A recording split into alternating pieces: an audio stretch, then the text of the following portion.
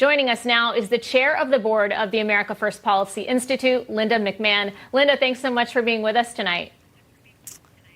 Thanks so much for having me. Well, does it come to any surprise that they deleted this video off YouTube of talking about the lawsuit?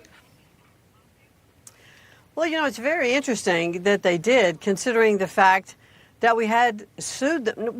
AFPI has not sued, but Donald Trump, in conjunction with many other parties, are suing, in a class action lawsuit for infringement of, our First Amendment rights. So it was a bit surprising, given the fact that this lawsuit has been filed for this very thing, that they did freeze the account. And even Brooke Rollins, who's the president and CEO of America First Policy Institute, spoke. And I actually just Googled her today to see if I could watch her speech, and went on YouTube.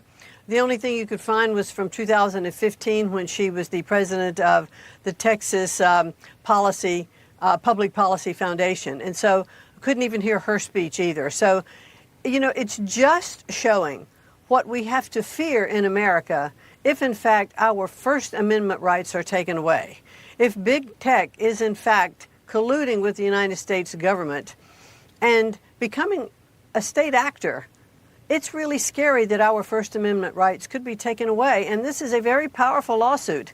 In fact, there was an opinion piece in the Wall Street Journal today that talked about how AFPI and the president and the other members who have been taken down could, in fact, win this lawsuit just because, these big tech operators do collude with the government, for what do they put up relative to COVID, hydroxychloroquine, when it was first, thought would not be doing a good job, if you will. They took that down. Then later it was shown that it would be probably effective in early stages. Now, that was because Mark Zuckerberg was, in fact, talking to Anthony Fauci, who was recommending what they put up and what they take down. That made them a state actor in this, I think, and it makes them very liable in this suit.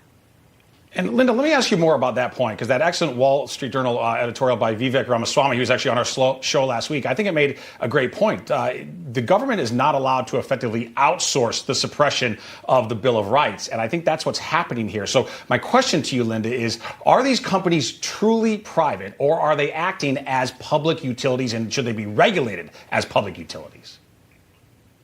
Well, I do believe that they are acting as public utilities, and therefore, the Section 230 under the Communications Decency Act in 1996 was to provide the Internet with the ability to take down child porn and to work against children trafficking.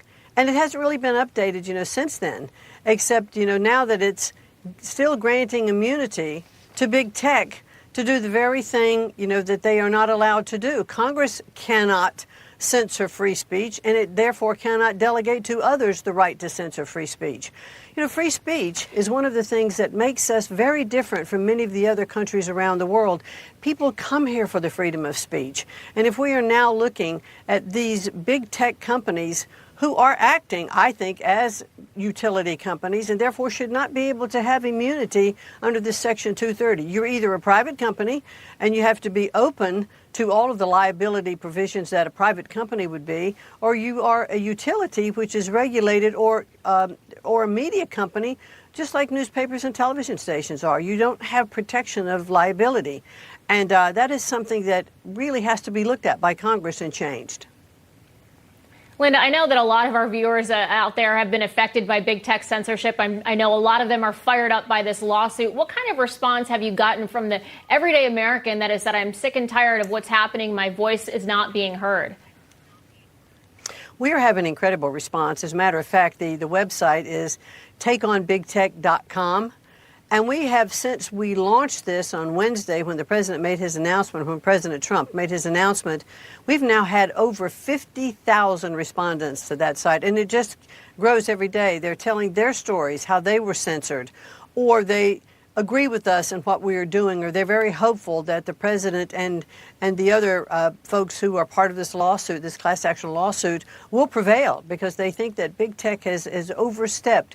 Now, big tech has done a lot of good things. Social media has done a lot of good things by connecting people, by providing forums. But when you step over the line, when you become too powerful, when you start to become a state actor and collude, if you will, with the United States government on what goes up and what goes down, when you become subject to fears from Congress when you're in there and you're being questioned by different senators about, you know, what you're putting up and what you're not putting up, and that you might fear that you will now not have liability if you continue to say things or not say things. I mean, Right. it's just been unbelievable what's been going on, and that has to stop. And Linda, I think these big tech firms, they showed us just how arrogant they are. I mean, the irony of it, right? That they actually took down the video of the president and your organization announcing this lawsuit. I mean, the rich irony there, it shows us that Silicon Valley is not very afraid. But perhaps with litigants like you, they will be at some point. Linda McMahon of AFPI, thank you so much for joining us this evening. Thank you so Folks, much. demanding